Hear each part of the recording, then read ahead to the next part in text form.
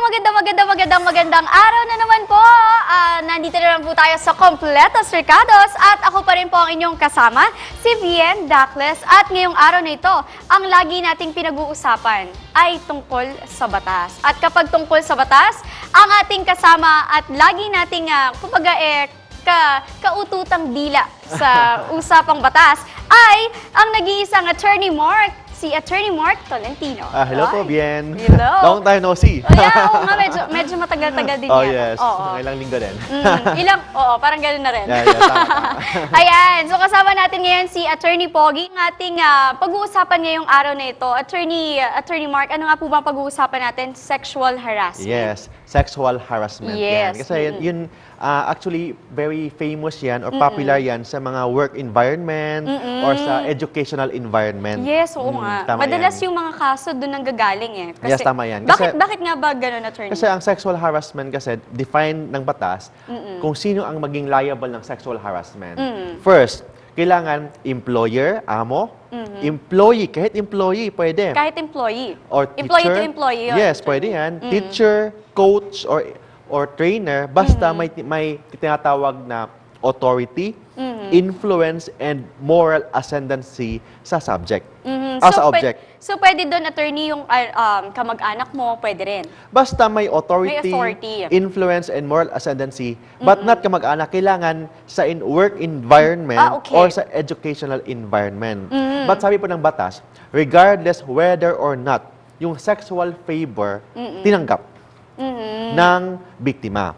As long as may sexual favor, yung sexual favor, there is a demand, there's a request, or a requirement. For example, I have a moral authority, so I demand that para pumasa sa isang subject. So that's already sexual harassment. Tama yan. So, basically, Attorney, hindi lang dahil sabihin nating na-touch mo yung subject hindi or ganun.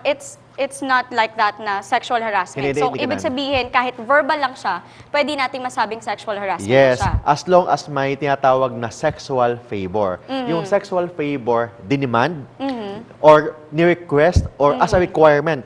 For example, dalawang klaseng sexual harassment. Okay. May sexual harassment sa work environment, may sexual harassment sa educational environment. Okay?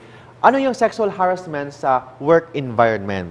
So first, yung sexual favor is a condition for hiring.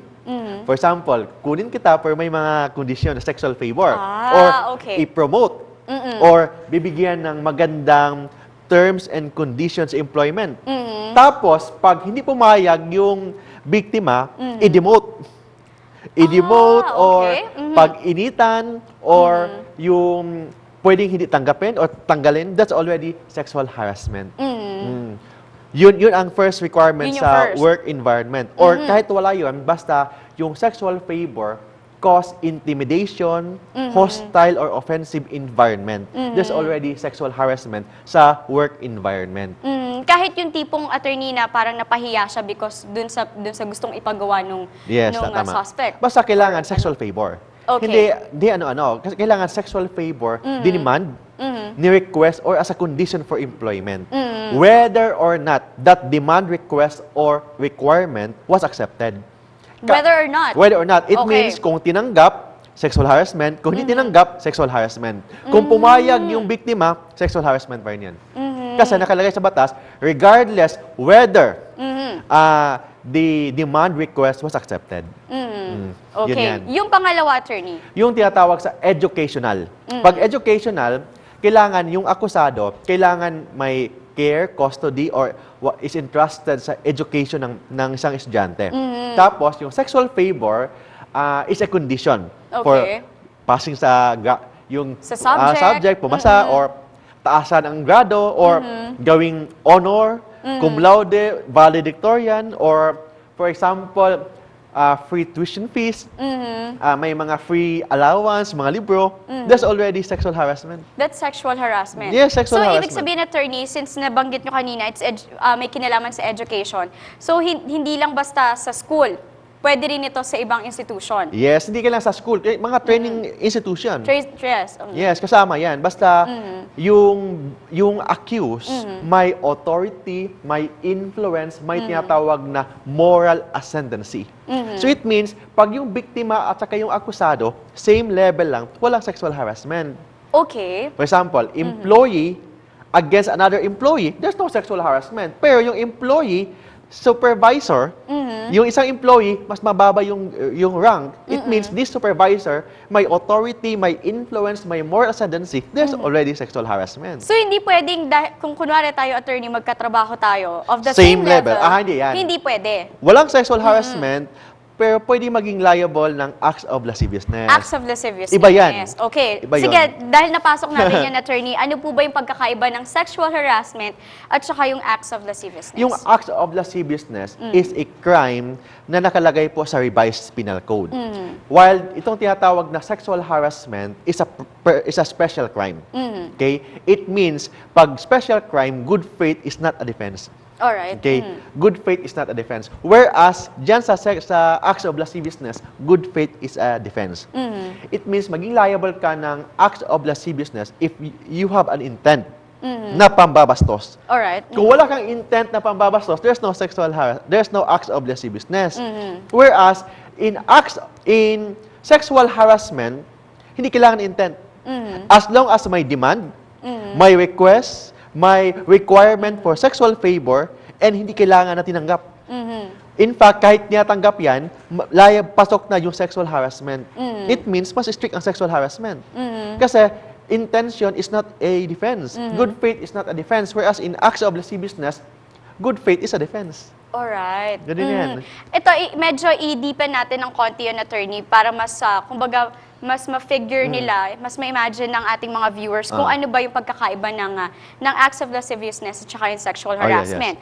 In terms of action, attorney, yung mismo, kumbaga, kung paano mo ginawa yung isang action, basically, ano po ba yung pagkakaiba ng dalawa? Sa action, first, almost the same. Kasi may tinatawag na, ito ang isa, sexual favor. Yung sexual harassment, sexual favor lang, kahit demand lang, kahit request lang, there's already sexual harassment. Kahit in words, kumbaga. Yes, in words.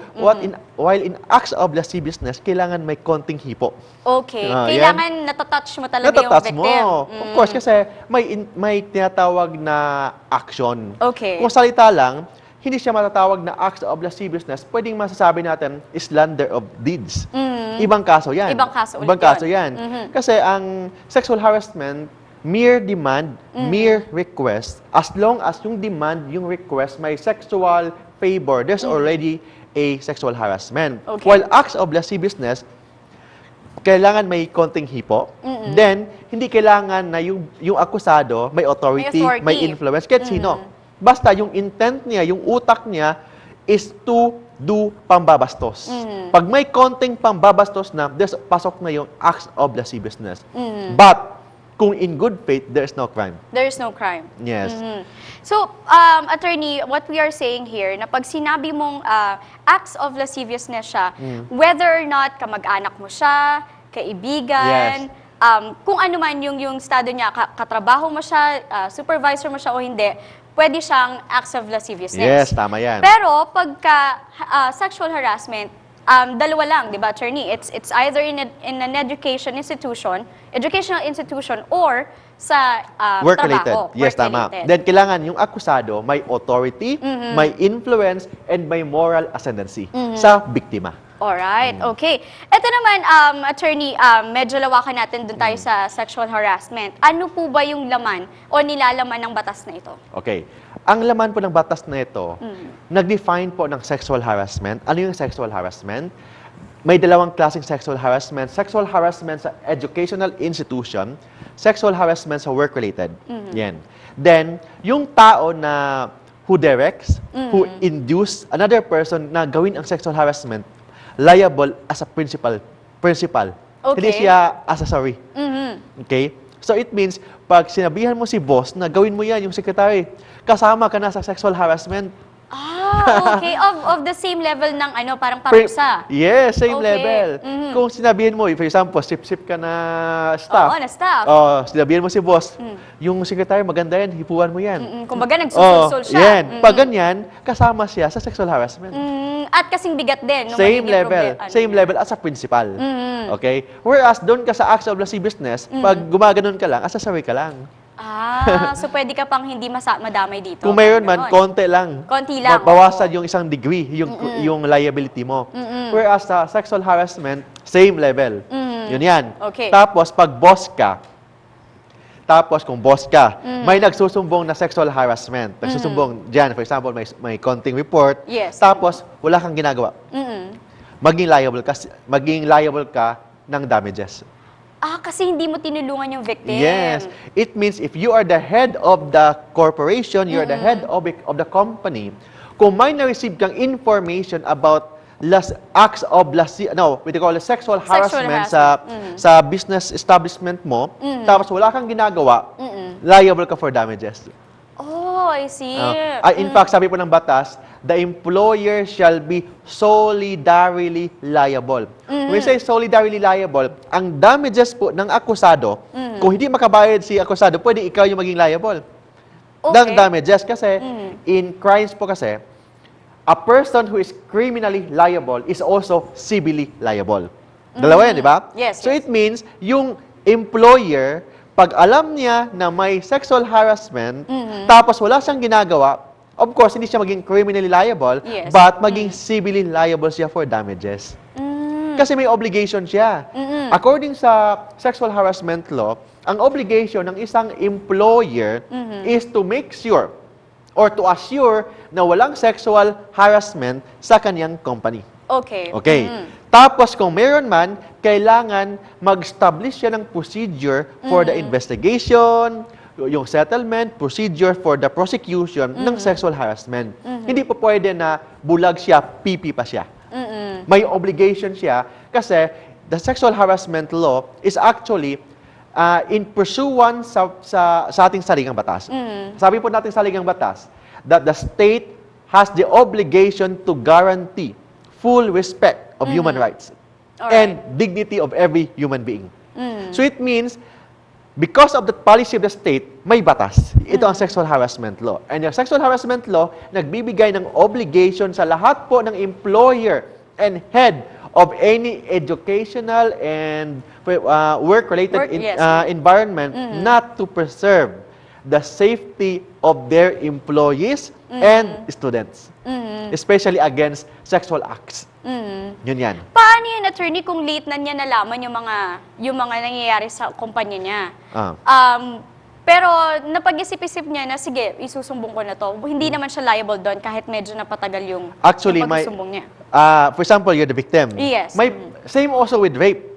May prescriptive period. Alright. Okay? So, in sexual harassment, you have to file your complaint within 4 years. Within 4 years. Otherwise, Okay. prescribe. Prescribe, it Oh, means, hindi na pwedeng makasuhan. Yes, hindi na. Parang kung gamot pa yan, parang na-expired na. Same also with rape, may mga ganon din. Of course, ang rape, mataas ang prescriptive period. yes. I think 20 years ang rape. But if you file your case after 5 years, after 10 years, your Wala na credibility may be affected. But the Kasi crime, questionable na. yes, ang krimen or ang crime, hindi pa expired. But you as a victim, yung credibility mo, pabawasan. At ngayon ka lang nag-file. Yes. Di ba? Of course, pwede pa rin mag-file, yung credibility mo maapektuhan. Okay? Same also with sexual harassment. Of course, ang prescriptive period, 4 years. 4 years. Pero kung nag-file ka, 3 years and a half, para mabawasan ang credibility mo as a victim. Ganun yan. So kailangan lalo na doon sa mga kasi madalas sa mga kumpanya lalo na pag malalaki, attorney, di ba? Hindi sila laging nasa office. Yes, tama. Hindi sila laging hindi sila bantay sarado sa kumpanya nila, Yes. kumbaga sa physically. So ibig sabihin meron ding tawag dito, meron ding what do you call this? Pananagutan yung mismong biktima na dapat sabihin niya dun sa boss niya na may nangyayaring ganito in between Tama yan. the supervisor. Actually Parang po, ang boss or the head or the employer may obligation na mag-establish ng procedure. not necessarily na sa kanya directly mag-file ng complaint. Yes. Kailangan may obligation ang employer na mag-establish ng team. Team, which is, kung may mga sexual acts na nangyayari or mga sexual harassment, kailangan isumbong sa team na yan. Parang delegation, parang in Yes. representation ng kanyang boss. Kasi the boss cannot do lahat ng activities ng kanyang company. So, ang obligation lang niya, kailangan mag-establish siya ng isang team. Then yung team, yun ang mag-investigate or Mag-check ng or lahat. mag-check or Magre-report. then mag-report. Then kung may ganyan, so pwedeng mag-file sila ng complaint. Civil damages or criminal or in labor cases pwede naman. That's the important thing, attorney, di ba? Pagka merong organization or may isang grupo kang binuo sa kumpanya mo na taga-check talaga ng lahat na nangyayari Oh sa yes, loob. yun ang I think yung mga big corporation may human resource department sila Yes. about sa mga employees. So yun yan. Alright. Ito, attorney, kasi may mga kaso ng ganitong klase ng, itong ganitong klaseng kaso ng sexual harassment. Kadalasan, at napapansin talaga natin, kababaihan yung madalas eh. Yes, yes. Posible ba na lalaki yung nagiging biktima? Tama, pwede. Pwede ang maging biktima lalaki tapos yung akusado babae. Oh, Pwede. okay, pwede. Pwede so, baliktaran. attorney, parang sample nito yung mga sa school, no? Posible. Yes, tama yan. For Madaming ganun eh. Sample, yung biktima, lalaki, tapos yung accused, babae. Same also with acts of lasciviousness, pwedeng baliktaran yan. In fact, sa rape, pwede rin. But of course, we already discussed about rape. Yes, Okay? yes. So, with respect sa sexual harassment, pwede maging biktima ang lalaki. As long as yung akusado, pwedeng babae, pwedeng lalaki. Ang biktima, pwedeng babae, pwedeng lalaki. Ang requirement lang na batas, basta yung akusado o yung accused, may authority, may influence, may moral ascendancy. Yun lang ang requirement ng batas. Walang sinasabi kung babae man o lalaki. So, i-clarify natin, attorney, ano-ano ba yung mga acts na pwede nating sabihin na ito, sexual harassment Okay. na to? May sexual harassment pag si boss, si employer, si employee na may authority, may influence, may moral ascendancy, nag-demand, nag-request, or nag-require ng sexual favor. Yes. And whether or not yung sexual favor tinanggap ng biktima. So it means pag tinanggap ni biktima, akala ni bossing tapos Okay na, na. absuelto. Hindi. Absuelto na. Kahit na tinanggap pa ni biktima o pumayag yung biktima sa sexual favor, sexual request, pasok pa rin ang sexual harassment. Sexual harassment pa rin. Pasok pa rin yan. Ayan. Ito, attorney, meron pa akong question sa inyo. Ano po ba yung mga parusa dito Okay. sa sexual harassment? Pero, bago niyo sagutin yan, attorney, magbabalik po tayo dito pa rin sa Kompletos Recados. Ay.